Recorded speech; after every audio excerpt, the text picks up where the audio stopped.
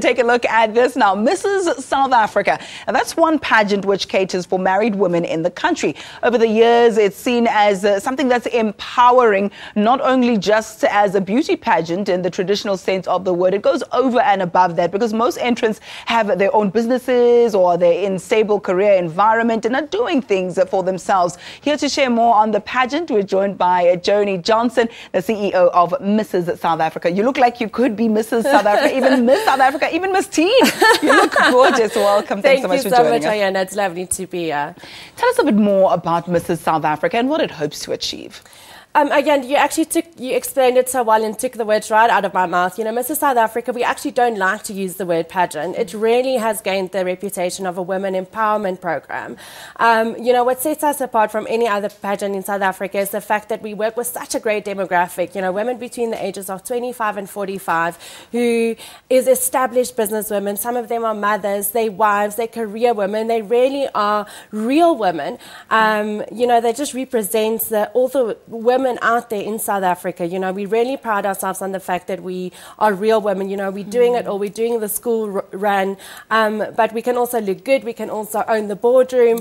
And at the end of the day, you know, we are mothers and we are wives and we are business women. So it's really such an exciting, you know, I feel so passionate about these women that we get to work with. And this year we launched a campaign called the Superwomen campaign to basically showcase, because these women are in fact superwomen. Absolutely amazing. Yes. Yeah, the school run in high heels. Exactly. All in one. Joani, talk to me now about what the pageant holder, or the title holder, I should say, what their duties are throughout the year. Right. So Mrs. South Africa, like I said, you know, first and foremost, is a brand ambassador for the Mrs. South Africa pageant, for our sponsors and for our country. She represents the married women in South Africa, and she goes out in a community and really empower other women, you know, use her title, use her platform to really go out and be the change in a community and in South Africa. We also work with the Cancer Association of South Africa, and we do really great work with them.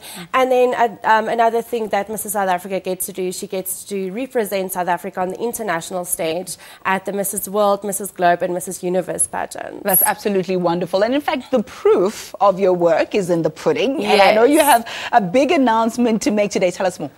Right, so like I said, we have being partnered with the Cancer Association, Cancer of South Africa for the past 5 years, and we are incredibly proud of the work that we do with them. And I'm very excited and proud to officially announce that the Swashco Professional Mrs. South Africa pageant and our finalists, the final figures are in, and wait for it, we raised this year 950,000 Rand towards the Cancer Association of South Africa. So I am so proud of our finalists. I'm so proud of the work that we do with them.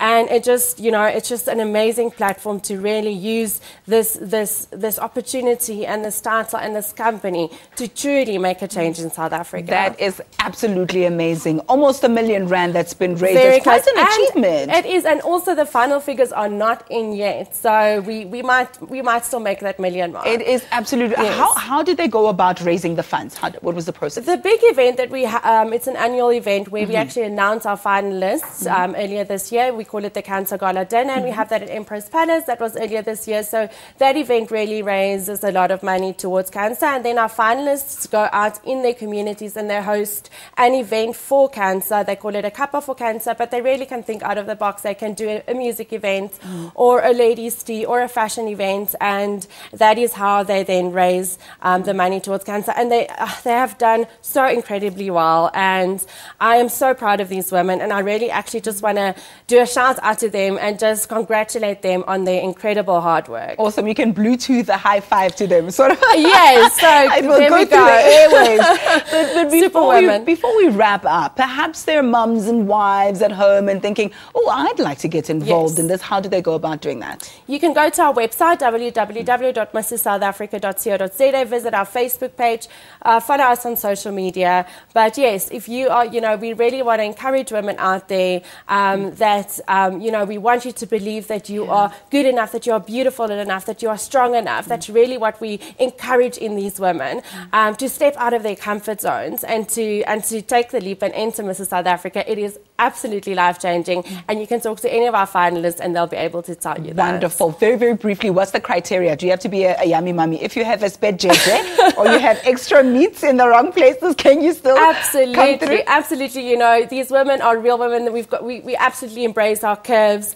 They get to model in swimwear, but they do it. You know, they step out of their comfort zones, and you know, some of them, you know, we're all proud of our stretch marks because a lot of us as our mummies, you know, we've breastfed, we've been pregnant. There are battle scars. Exactly, and we're proud of those scars.